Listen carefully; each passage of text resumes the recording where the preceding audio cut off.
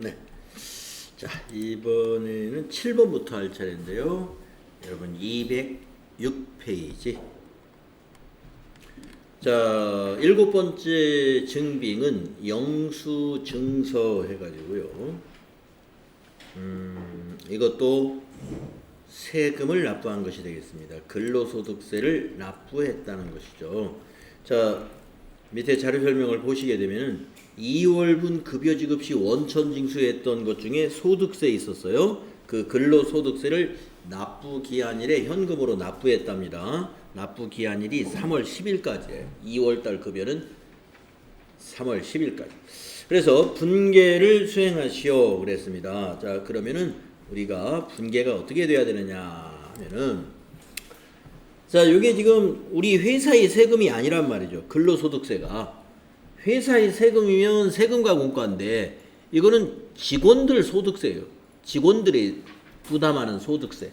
근데 직원들에게 세금을 우리가 급여 지급하는 날 미리 공제 걷어놨단 말이죠. 그래서 그때 대변에 근로소득세를 예수금으로, 물론 근로소득세만 예수금은 아니었어요. 건강보험료라든가 다른 공제 항목도 예수금이었습니다. 아무튼 그 중에 일부는 근로소득세였죠. 그래서 차변에, 오늘은 납부하는 날은 차변에 예수금이 오는 겁니다. 차변에 예수금 금액은 9만 원이 되겠고요. 대변에는 현금으로 납부했으니까 자산감소 현금 9만 원 되겠습니다. 자, 그러면 전표 입력을 수행하는데요. 이와 같이 근로소득세 납부한 것도 별도의 다른 증빙이 있는 게 아니라 이 세금 납부한 영수증서 이 자체가 증빙이 됩니다. 자, 3월 달이니까 날짜를 고쳐야 되겠네요. 위에 날짜를 3월로 고치시고 엔터 치고 10일이라고 넣도록 해도 되고요. 위에다 뭐 10일 입력해 줘도 좋고. 자, 현금 납부했으니까 1번 출금하시는데 예수금이 차변 개정 과목이니까 출금 전표의 코드는 예수금이다 이거죠. 예수금 254번. 거래처가 무슨 뭐 세무서 이런 거 나타나 있지 않으니까 그냥 방향키로 지나가시고요. 적요는 근로소득세 등 예수금 납부 1번 적요 적당하죠. 그리고 금액은 9만 원 되겠습니다. 네, 이렇게 입력하십니다. 다음에 8번째는요. 건강보험료도 납부를 합니다. 예, 같은 날 건강보험료는 건강보험관리공단에 납부를 해야 되겠죠. 내용을 읽어보겠습니다. 이건 좀 복잡해요. 2월 급여 지급분에 대한 건강보험료를 신한은행 보통예금 계좌에서 이체하여 납부했다. 50%는 원천징수한 금액이며 50%는 회사 부담분이다. 당사는 회사 부담분을 복리후생비로 처리하고 있습니다. 예, 그러면 차변에 개정 과목이 이번에는 2개가 된다는 거죠. 회사가 부담하는 것은 복리후생비고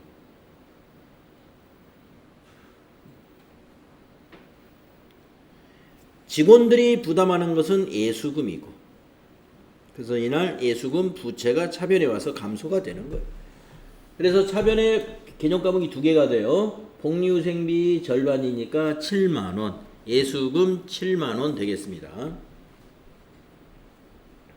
그러면 대변에 이건 현금으로, 아까 세금은 현금으로 납부했는데 이 보험료는 현금 납부한 게 아니라 보통예금으로 이체시켰어요. 그래서 대변이 보통예금이 되겠고, 은행은 신한은행이니까 거래처를 신한은행으로 꼭 적어주고 입력도 해야 됩니다.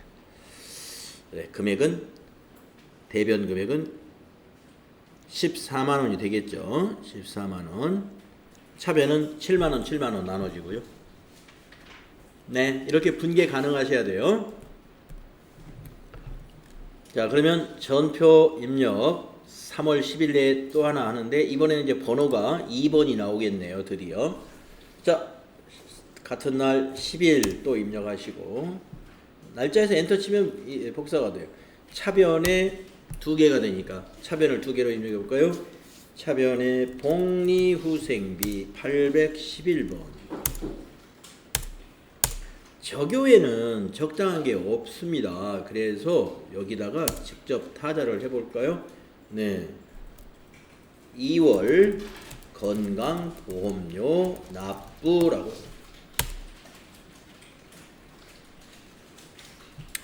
그리고 7만원.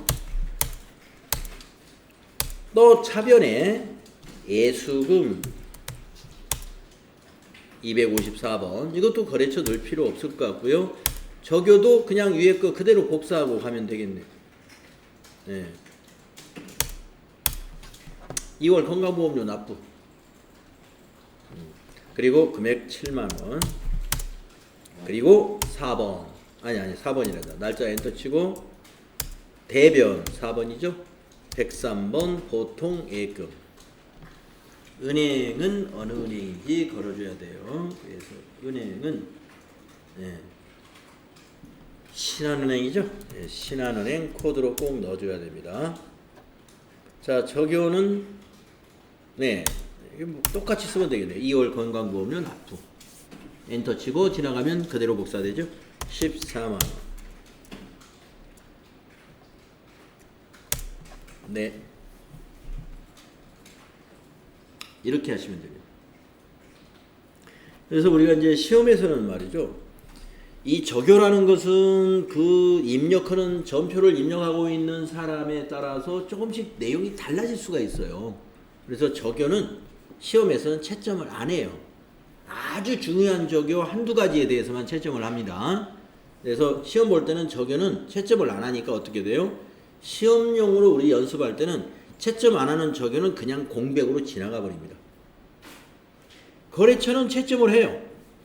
거래처는. 그래서 제가 지금 채점할 때 반드시 체크하고 있는 거래처를 지금 연습할 때 지금 찍어드리는 거예요.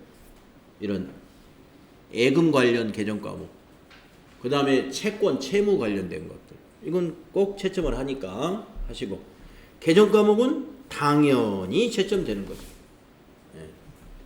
금액, 두말하면 잔소리죠. 금액 틀리면 안 되고, 날짜 당연히 중요한 것이죠. 그래서 우리가 전표 입력할 때 시험과 관련되면요, 정확히 해야 될 게 대부분이죠. 날짜 정확해야 되고, 계정 과목 정확해야 되고, 차대변 구분 말할 것도 없고, 거래처 정확해야 되고. 그런데 적요만 채점을 안 하니까 그냥 설렁하고 넘어가 버립니다. 입력 안 하고. 차변, 대변, 금액 정확히 해야 돼요. 자, 그러나 지금은 우리 교재 앞에서는 시험용으로 연습하기보다는 지금 다양한 증빙에 대해서 우리가 실무적으로 어떻게 전표 입력하는가를 하기 때문에 적요까지 한번 최대한 꼼꼼히 한번 입력을 해보고 있는 거예요. 자, 다음 걸로 넘어가 보면 이번에는 다음 207페이지에 지방소득세 납부라고 되어 있습니다. 우리가 소득세의 10%, 아까 소득세 9만원 납부했잖아요. 그러면 그 부분에 대한 10%가 그 9만원이 과표가 되어서 지방소득세는 과표의 10%. 그래서 과세표준이 9만원이고 지방소득세는 9천원. 요거에 대한 납부를 했다는 겁니다. 그래서 지방소득세는 시청이나 구청에 납부를 하죠. 자, 2월분 급여 지급 시 원천 징수하였던 지방소득세를 납부기한일에 국민은행에 현금으로 납부했어요. 우리가 납부하는 사람은 은행에 납부하지만 돈은 여기 용산구면 용산구청으로 들어가는 거고, 아까 9만원 납부한 것은 국세청으로 들어가는 거고, 그건 국세니까 이거는 지방세예요. 지방소득세는. 자, 그러면 분계를 한번 해볼까요? 네. 자, 이 9천원도 우리 급여 지급하면서 직원들한테 받아놓은 돈이에요. 그래서 차변에 오는 건 예수금 9천원이 되겠고, 대변에는 우리 회사가 현금으로 납부했으니까 현금 9천원이 되겠죠. 세금은 회사가 지원해 주는 거 없습니다. 전부 직원들이 직접 부담해서 내는 거죠. 납부만 기업이 대신 납부해 주는. 자, 그러면 수행 2번 전표 입력을 해보도록 하겠습니다. 날짜도 같은 날인가요? 네, 보니까 같은 날입니다. 3월 10일. 그래서 10일 날은 지금 전표가 2번까지 번호가 넘어와 있죠. 이번에는 이제 3번이 되겠네요. 자, 엔터 치고 1번 출금으로 해서 예수금 되겠습니다. 예수금. 자, 예수금의 거래처 의미 없으니까 방향키로 지나가시고 밑에 적용해서 근로소득세 등 예수금 납부, 네, 이렇게 1번 이용하셔도 되고, 더 자세히 쓰실 분은 여기다가 2월분 지방 근로소득세 납부 뭐 이렇게 하면 더욱 자세한 거죠. 그래서 차변에다가 9,000원 9,000원 입력하시고 엔터 치면 끝. 이렇게 되어 있습니다. 그 다음에 10번째 문제 보도록 하겠습니다. 계약금을 지급했다 하면서 보통예금 거래 내역을 보여줬어요. 450만 원이 인출이 됐습니다. 데일리룩이라는 거래처에. 자, 밑에 설명을 보니까 데일리룩과 상품 구입 계약을 하고 계약금을 보통예금 계좌에서 이체하여 지급하였다. 분계를 수행하시오 그랬어요. 분계를 한번 해볼까요? 자, 차변에 오는 것은 계약금을 우리가 지급했으니까 자산 처리가 되는데 그걸 우리는 당좌자산에서 이렇게 배웠다 이거. 선급금. 그런데 선급금은 채권이기 때문에 거래처를 넣어줘야 되더라. 데일리룩 금액은 450만 원 되겠고, 대변은 보통예금에서 이체했으니까 대변에 오는 게 보통예금.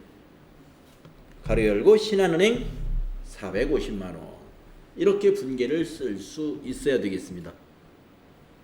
차변에 선급금 데일리룩 450, 대변에 보통예금 신한은행 450만 원. 이렇게 손으로 쓸 수 있어야 되고요. 거래처를 쓸 때는 이렇게 괄호로 이렇게 해서 써주시면 돼요. 자, 그러면 전표 입력해 봅시다. 3월 20일 날짜가 바뀌었죠? 자, 20일 날짜에는 계약금 차변에 선급하고 엔터 치면 선급 비용도 있고 선급 공사비도 있고 여러 가지가 있는데 1번 선급금 131번 거래처는 대일 엔터 1002번 적요에는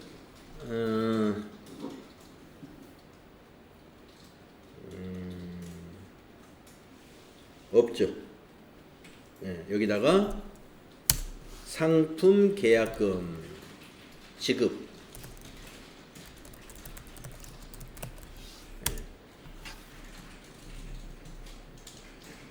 그 다음에 금액은 450만원 4500 플러스 대변에 103번 보통예금이죠. 은행은 계속 지금 우리 신한은행 거 쓰고 있는 거죠. 신한 역시 위에 거 상품 계약금 지급을 엔터로 복사하고 지나가시면 될 것 같고요. 4500 플러스 이렇게 하시면 됩니다.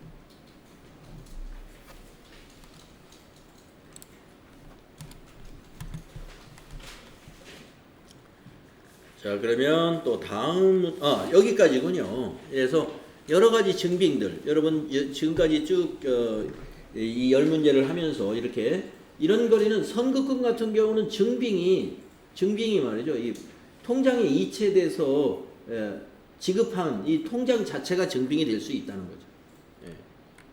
뭐 이런 세금 납부한 것은 세금 납부한 그 영수증이 바로 증빙이 되는 것이다. 이렇게 여러분 정리할 수 있겠습니다. 자, 수행 결과 보시면은 여러분하고 저하고 천천히 같이 했기 때문에 아마 그대로 다 잘 됐으리라고 봅니다. 급여 지급할 때 거래처에다 직원들 이름을 다 적었군요.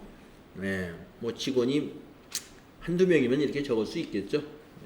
직원이 수십 명이면 거래처를 직원 수십 명을 여기다 입력을 못 하겠죠. 네, 오상식하고 장그래만 주었으니까 뭐 이렇게 거래처 2명 정도라면 한두 명이면 이렇게 거래처에 넣어도 되겠네요.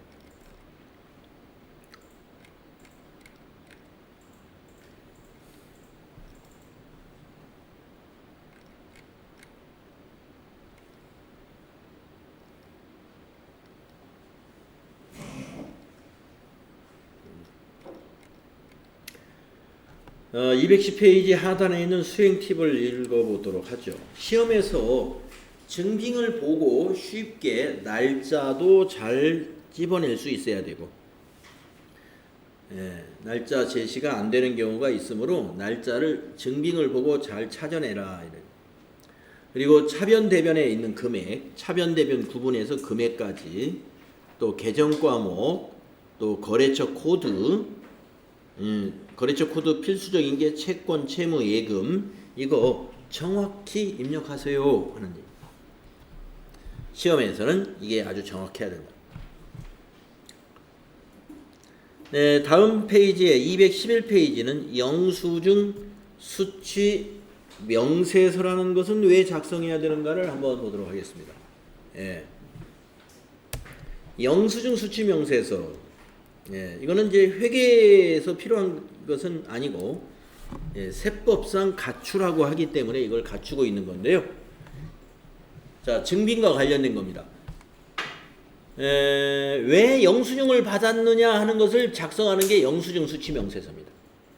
그러니까 한마디로 말하면 왜 세금 계산서나 계산서나 현금 영수증이나 신용카드 매출전표가 아니고 왜 영수증 받았나요? 그거를 명세서를 작성해서 제출하라 이런 얘기입니다. 왜 어떤 거에 대해서? 3만 원을 초과한 영수증. 3만 원을 초과시킨 영수증. 자, 내용을 읽어보면 이렇습니다. 증빙이란 거래 상황에 대하여 객관적으로 입증이 가능한 증거 서류를 말한다. 일정 사업자와 거래건당 3만 원 초과의 지출 거래 시에는 정규 증명을 받아야 된다. 세금 계산서나 계산서나 신용카드 매출전표나 현금 영수증.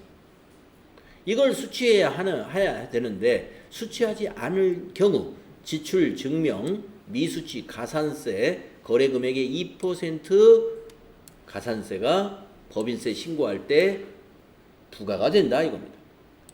그래서 그 명세를 좀 작성해라 이거예요. 그래야 이거 작성해야 가산세가 제대로 정산이 되니까. 그래서 정규증명 서류를 수취하지 않은 경우 영수증 수취 명세서 작성을 하여 제출을 해야 된다는 얘기입니다. 자, 그런데 그래서 우리가 이제 법인에서 이 뭐 불필요하게 거래금액이 2% 가산세 낼 필요가 뭐가 있냐. 그러니까 직원들 교육을 잘 해가지고 우리 정규 증명서류 다 받도록 하고, 그 다음에 이제 이렇게 그 영수증을 불가피하게 받을 수밖에 없는 경우는 소액만 해라 이런 얘기입니다. 소액만. 근데 이제 그게 또 실제로 어려워가지고 어떤 회사는 제가 들은 얘기인데 뭐 예를 들어서 60만 원을 지출을 했어요. 근데 이걸 아무것도 증빙을 안 받은 거야. 그래가지고 문방구에 있는 영수증을 사가지고 60만 원을 3만 원짜리로 쪼개는 거예요. 3만 원짜리 20장을 쓰는 거예요. 20장. 뭐 그렇게 해서라도 이게 이 가산세를 좀 피해 가봐야 되겠다. 뭐 그런 것 같은데, 그러면 이제 한 사람이 영수증을 쓰면은 전부 글씨가 똑같으니까 또 금방 누가 봐도 이거는 그냥 급조해서 만들었구나 하니까 막 왼손으로 쓰고 오른손으로도 쓰고 또 직원들이 돌아가면서 쓰고 뭐 그랬다 그러는데 그건 하여튼 그건 정상은 아닙니다. 그래서 우리는 정규 증명을 받아야 되고, 그러나 불가피한 것은 어쩔 수 없다. 그래서 불가피한 경우에 어떻게 처리하는지 요거 한번 영수증 수취 명세서라는 걸 한번 작성해 봐야 되겠죠. 자, 한번 수행 내용 보겠습니다. 업무에 사용할 문구를 호소 문구에서 구입하고 현금으로 지급했답니다. 회사는 이 거래가 지출 증명 서류, 미수치, 가산세 대상인지를 검토하려고 한다. 그리고 소모품비로 처리할 것 이렇게 예, 소모품비로 처리하라고 개정 과목을 딱 찍어줬으니까 여러분 문구류 같은 걸 사면요 소모품비 개정 과목으로 쓰면 무난합니다. 사무용품비라는 개정 과목으로 쓰는 회사도 많이 있습니다. 그래서 문구류를 사무용품비로 만약에 시험에서 입력을 했다. 그거 틀렸다고 하지 않아요. 그러나 만약에 시험에서 지금 여기처럼 소모품비로 처리할 것 했는데 그럼에도 불구하고 내가 생각할 때는 요거 사무용품비도 맞아 해서 사무용품비 그건 틀린 거예요. 왜냐면 문제를 잘 못 읽은 거죠. 분명히 소모품비로 처리하시오 했으면 소모품비로 무조건 해야 됩니다. 예, 무조건 해야 돼요. 예, 그러니까 가끔 시험에서 개정 과목을 딱 찍어주는 게 있어요. 뭐 이런 것도 있습니다. 저기 국민연금 회사 부담금 국민연금 회사 부담금을요 어떤 회사는 복리후생비로 처리하는 회사 어떤 회사는 세금과 물가로 처리하는 회사가 있어요. 애매모호한 것들은 시험에서 뭐 국민연금을 2월분을 납부했다. 그럼 예를 들어서 60만 원이면 회사 지원금이 50%다 이렇게 써놓는단 말이에요. 그리고 밑에다가 이런 식으로 회사 부담분은 복리후생비로 처리할 것 또는 세금과 국가로 처리할 것 이렇게 딱 찍어줬단 말이에요. 꼭 그걸 써야 돼요. 아시겠죠? 자, 그러면 분계를 한번 해보겠습니다. 요거는 소모품비로 비용 발생시키죠. 차변에 소모품비 소모품이 아니라 뒤에 비가 꼭 붙어야 된다는 거. 어떤 분은 소모품이나 소모품비나 거의 같지 않을까? 완전히 다릅니다. 왜냐? 내용물은 같은데 개정 과목 이름에 따라서 소모품으로 끝나면 그건 자산이요. 소모품 비 하면은 그 자산이 사용되었다는 거예요. 비용이라는 뜻입니다. 그러니까 소모품을 사용하면 소모품 비가 되는 거예요. 그래서 소모품과 소모품 비는 같지 않기 때문에 정확하게 소모품 비라고 하시고 금액은 6만 원. 대변에는 현금으로 지급했으므로 대변에 현금이 되겠습니다. 그래서 전표 입력하고 영수증 수취명세서 1과 2 서식이 무엇인지 작성해 보도록 하겠습니다. 자, 날짜는 이제 4월로 넘어갔습니다. 예, 위에 4월로 바꿔주시고요.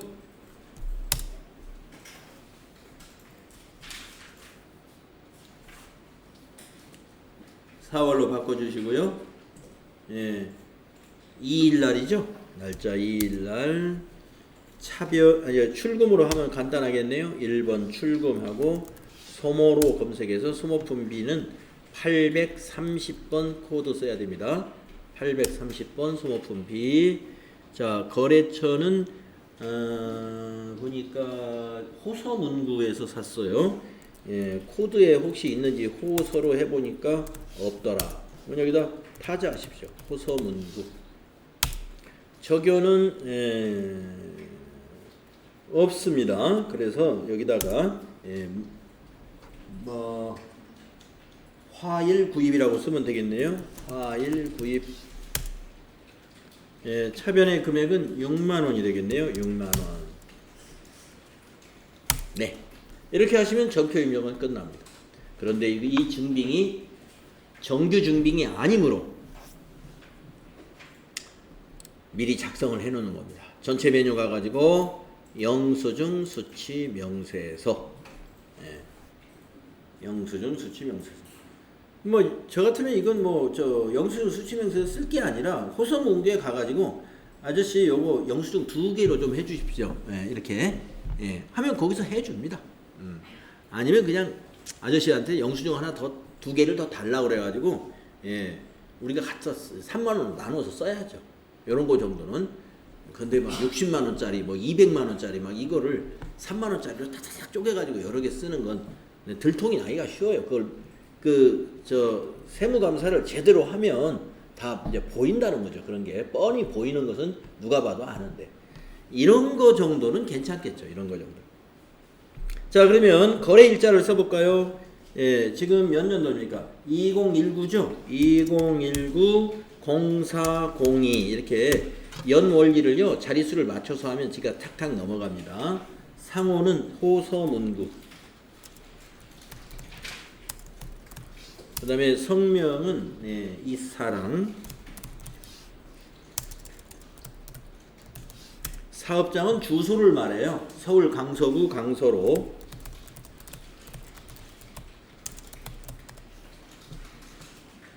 (420) 사업자 번호를 이 프로그램에서는요 사업자 번호를 입력할 때는 하이폰 빼고 숫자만 입력하시면 됩니다.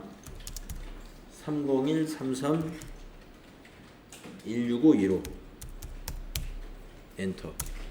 거래금액 6만원 60 플러스. 자, 구분에 와서 보시게 되면은 한번 이걸 언젠가는 자세히 봐야 되니까 오늘 한번 자세히 보겠습니다. 자, 구분에 어떤 것들이 있는가 볼까요? 네, 이게 면자인데 잘못됐어. 네, 지역 소재. 야, 읍사무소, 면사무소. 네, 에 뭔가를 납부한 거예요. 그 다음에 16번 금융 보험 용역과 관련된 지출. 네, 금융이나 보험 용역과 관련된 지출, 이제 보험료 같은 거를 말하는 거예요. 비거주자와의 거래, 외국인에게 뭘 지급했다는 거예요. 농어민과의 거래, 뭐 배추나 뭐 과일이나 이런 과수원, 네, 근데 사업자가 아닌 농어민. 그 다음에 국가 등과의 거래, 비영리 법인과의 거래, 원천징수 대상 사업소득, 사업의 양도, 전기, 통신, 방송 용역, 국외에서의 공급, 공매, 경매, 수용, 부동산 구입, 주택 임대 용역, 택시, 전산 발매 통합 관리, 항공기 항행 용역, 간주 임대료, 연체 이자 지급분, 송금 명세서 제출분, 접대비, 필요 경비 부인분, 네, 유료도로 통행료, 이런 것들, 이게 지금 쭉 열거든. 이런 것들이라면 이 번호를 선택해 주면 돼요. 그러면 이 번호를 선택하면 어떻게 다르냐? 선택하지 않는 거하고 이거는 가산세 대상이 아니에요. 예, 우리가 적격증빙을 아닌 그냥 일반 영수증을 받았는데 3만 원이 넘어요. 그런데 그게 농어민과의 거래다. 18번 해주면 가산세 해당이 안 된다 이겁니다. 예, 그것이 간주 임대료다. 간주 임대료. 예, 간주 임대료. 우리가 간주 임대료라는 게 뭐냐면은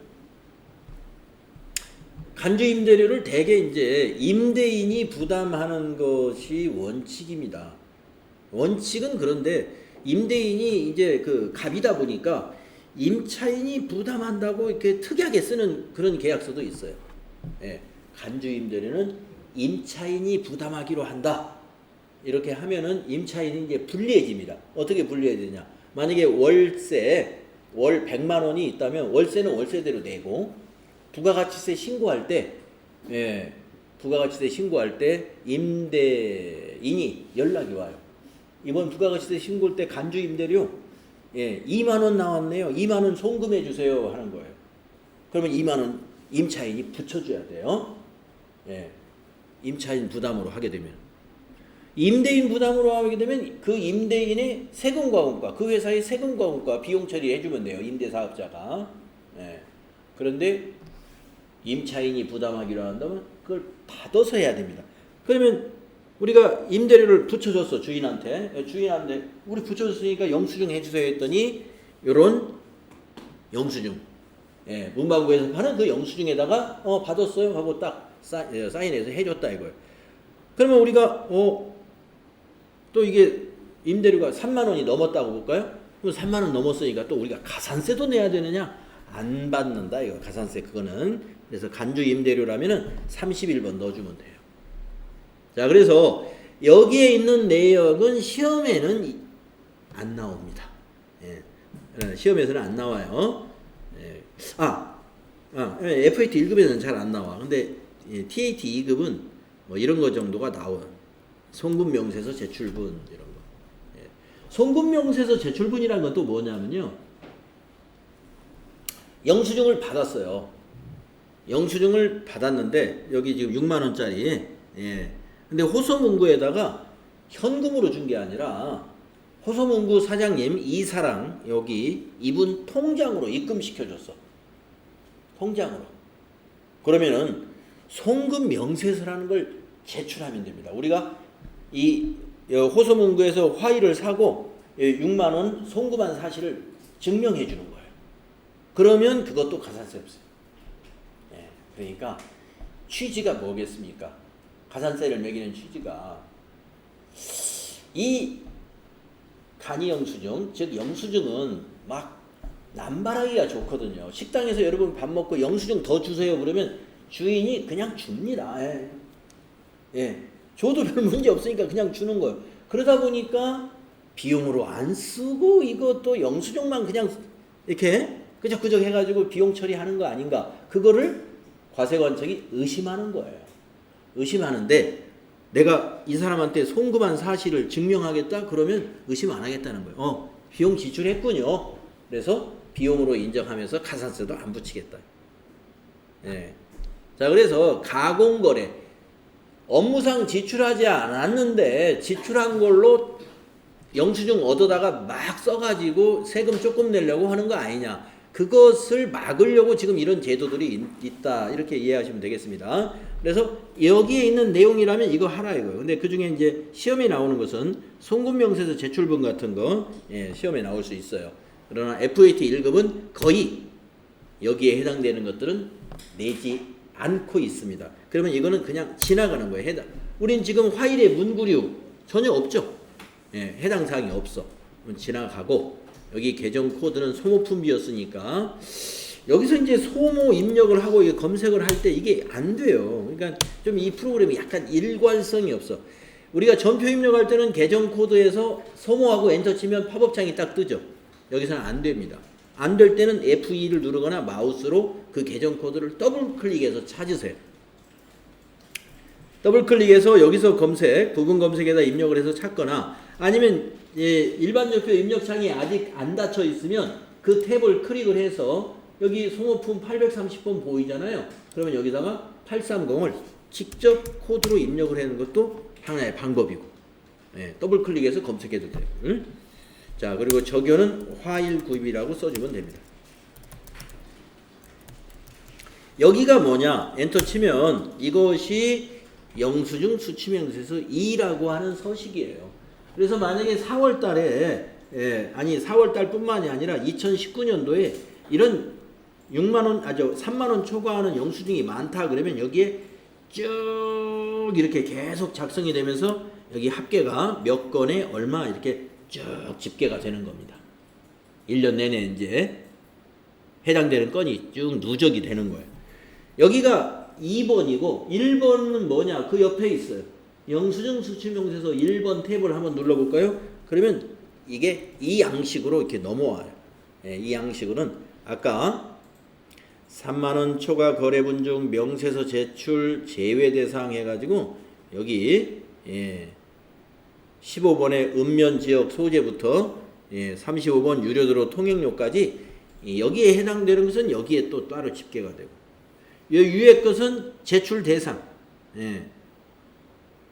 그래서 우리는 지금 화일 구입한 거는 명세서 제출 대상, 즉 가산세 대상이라는 것입니다. 그래서 한 건에 6만 원 이렇게 집계되는 거 보시면 되고 혹시라도 여기 가끔 이제 프로그램에서 일본에 갔을 때 이게 안 불러져 있을 수 있어요. 거기에 대비해서 이 프로그램을 이렇게 만들어 놨더라 하는 겁니다. 명세서 2에서 불러오기. 명세서 2번 분명히 내가 여기다 입력을 했는데 그 옆에 1번에 가보니까 이게 아무것도 숫자가 안 넘어왔네. 그러면 강제로 불러오기 이거 눌러주면 돼요. 그리고 별거 뭐 다 불러와 있으면 굳이 안 눌러도 되고요. 그런 다음에 이거는 저장이라는 게 필요해서 위에 저장 단추가 없지만 영수증 수치명세서 옆에 있는 이 X표 단추 있죠? 닫기를 누르면 저장하시겠냐고 물어보는 겁니다. 안 하면 채점을 안 되겠죠. 시험 볼 때. 그래서 여러분 저장하겠습니까? 물어볼 때는 언제나 예 눌러주시면 돼요. 저장되는 겁니다. 자, 영수증 수치명세서의 활용에 대해서 우리 실습해봤습니다. 그렇게 입력을 해주시면 되고요. 다음 페이지에 수행 결과 나와 있습니다. 수행 결과 나와 있고 주의하고 한번 읽어볼까요? 여기 3만 원을 초과한 경비로 정규 증명서류를 수취하지 아니하였다. 실무 프로그램에서는 일반 전표에서 카드 계좌를 통하여 영수증 수치명세서를 자동 작성할 수 있으나 실무 교육 프로그램에서는 생략되어 해당 사항이 발생하면 일반 전표를 입력하고 영수증 수치명세서를 직접 작성하게 된다 하는 것입니다. 그래서 실무용 프로그램에서는 증빙을 갖추지 않으면 자동으로 영수증 수치명세서가 딱 뜬다는 거예요. 근데 우리는 별도로 가서 입력을 하도록 교육용 프로그램하고 실무용 프로그램이 이런 다른 점이 있다 하는 것을 설명하고 있는 거예요.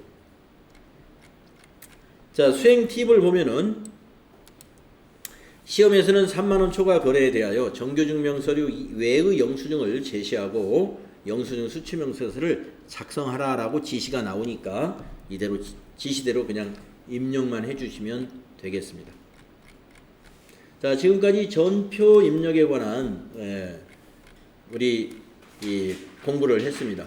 앞으로도 계속 전표 입력을 할 거예요. 그러나 이제 전표 입력의 기본을 우리가 이제 다 알았고요. 이제 능력 단위별로 이제 여러 가지 자금과 관련된 거, 결산과 관련된 거 등으로 나누어서 이제 전표 입력을 해볼 텐데요. 먼저 자금 관련된 거, 현금 시제 관리에 관한 거. 여러분 현금 시제 관리라는 것은 장부 금액과 현금 출납장에 있는 장부 기록 금액하고 금고에 있는 실제 잔액을 관리한다는 것이죠. 그래서 항상 일치하도록 우리가 관리해야 되고요. 현금 출납 담당자는 매일 현금 시제의 잔액을 확인하면서 퇴근을 해야 됩니다. 계산이나 기록상 오류나 분실이나 도난 등 이런 것이 있을 수 있기 때문에 잘 관리해야 되고, 현금 시제와 장부가 일치하지 않을 때에는 우리가 일시적인 개정 과목, 현금 과부족이라는 개정 과목을 가지고 회계 처리해 두어라 하는 겁니다. 그러나 사실 실무자들의 얘기를 들어보면 현금 과부족 이런 게 발생하면 안 되지 않습니까? 그래서 이게 처리 안 하고 어떻게든지 원인을 찾아가지고 그냥 바로 원인이 밝혀지면 그냥 회계 처리한다. 그건 뭐 그 회사에서 뭐 그렇게 하기를 꺼린다면 그렇게 하는 것도 괜찮죠. 근데 우리 교과서적으로는 현금 시제하고 실제 잔액이 현금 잔액과 현금 시제가 다를 때는 임시 계정으로 세워서 회계 처리를 해 주었다가 원인이 밝혀졌을 때 다시 또 현금과 부족을 상계 처리하는 그런 회계 처리를 하는 게 원칙입니다.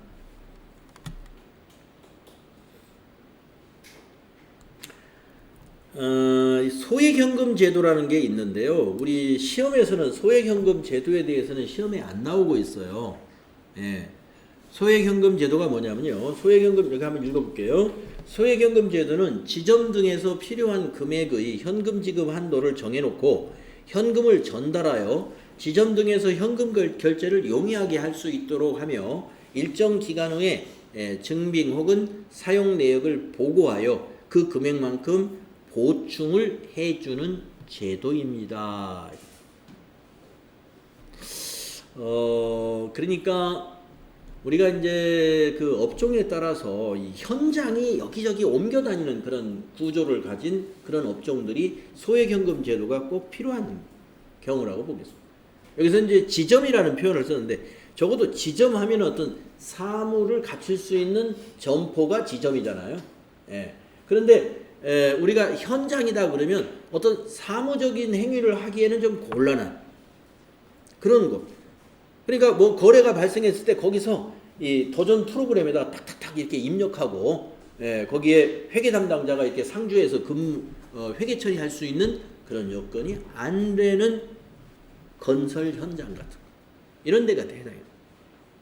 그래서 그런 데는 이 건설 현장 같은데 이런 데서도 이 현장 소장이 필요에 따라서 회사 돈을 지출을 해내야 되거든요. 그런데 회사 돈을 매번 5만 원, 10만 원 이렇게 본사에다가 이렇게 달라고 할 수가 없어요.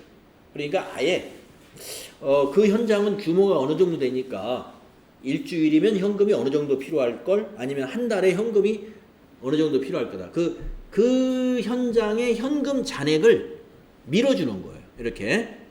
그리고 현장 소장이 사용한 것을 내역서를 작성해가지고 증빙하고 함께 본사로 보내주는 겁니다. 그러면 본사에서 회계 처리해 주는 거예요. 그런 제도를 우리가 소액현금 제도라고 그러는데, 우리 시험에는 안 나오지만 제가 정리해 놓은 메모장이 있으니까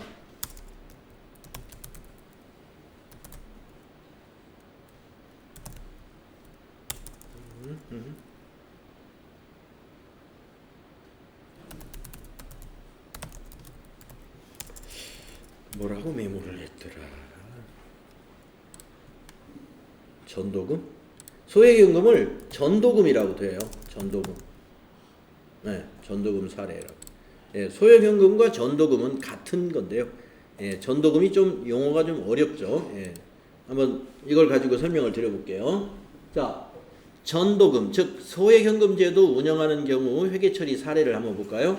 자, 1번 주식회사 이천건설은 전도금 계정을 운영하며 음성 현장에 소액현금, 즉 전도금 100만 원을 보통예금 계좌로 이체하여 지급하였다라고 했습니다.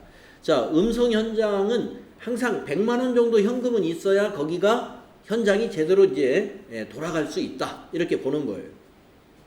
그래가지고 100만 원을 이제 지급을 해줍니다. 그러면 본사에서 전도금 음성 현장 거래처를 만들어요.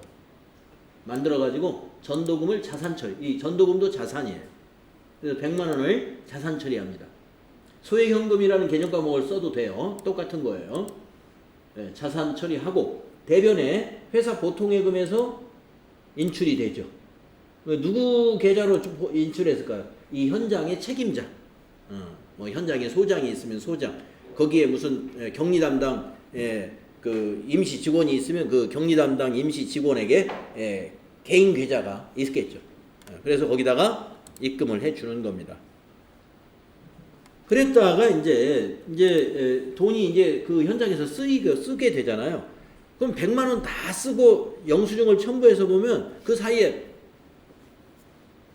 뭡니까? 돈이 모자라게 되죠. 그래서 중간쯤, 자, 그래서 음성 현장에서는 전도금 사용 내역과 관련 영수증을 첨부하여 본사에 송부하고, 본사는 전도금 사용 내역을 전도금 사용 내역에 따른 회계 처리를 하고 사용액을 보충 지급하기로 하고 보통예금 계좌에서 이체하여 지급했다는 겁니다. 그래서 이 두 건에 대한 회계 처리를 어떻게 해야 되느냐? 자, 현장에 있는 책임자가 이제 60만 원을 쓴 거예요. 하루에 다 쓴 게 아니라 이제 며칠간에 걸쳐서 이렇게 이제 집행을 했습니다. 그러면 60만 원 썼으면 이제 자기 통장에 40만 원밖에 없잖아요. 그럼 또 40만 원 가지면 불안해. 그러니까 지금 60만 원 사용한 거를 본사에 이 증빙과 함께 보내는 겁니다. 그래서 양식이 있을 거예요. 품위서가 이것도. 그래서 직원 회식 때 20만 원, 거기에 따른 증빙. 그 다음에 우편요금 만 원, 증빙이 있으면 붙이고, 거래처 접대 39만 원, 증빙 있어야 되겠죠. 예. 그래서 이제 여기서 접대라고 했지만 거래처 접대했다 그러면 법인카드 쓰는 게 원칙이에요. 예. 아무튼 이렇게 해서 썼다 그러면 이제 60만 원을 다 썼어요. 그래가지고 증빙과 함께 품위서를 보내옵니다. 그러면은 본사 회계팀에서 이렇게 회계 처리한다. 자, 60만 원 여기 전도금 중에서 이제 60만 원은 감소해야 되죠.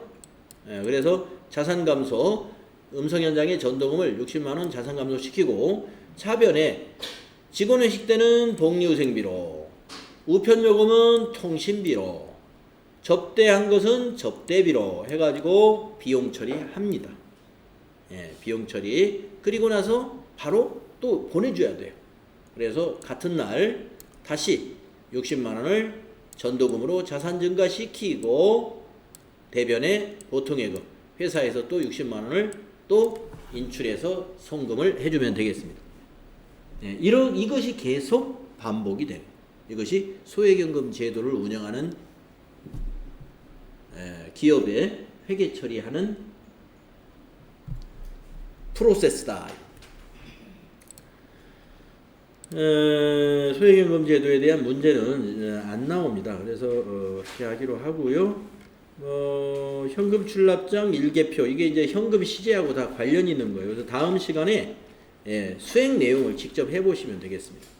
그래서 우리 내일은 현금 시제 관리에 관한 수행 내용 217페이지 수행 내용부터 하면 되겠습니다. 자, 수고 많이 했습니다.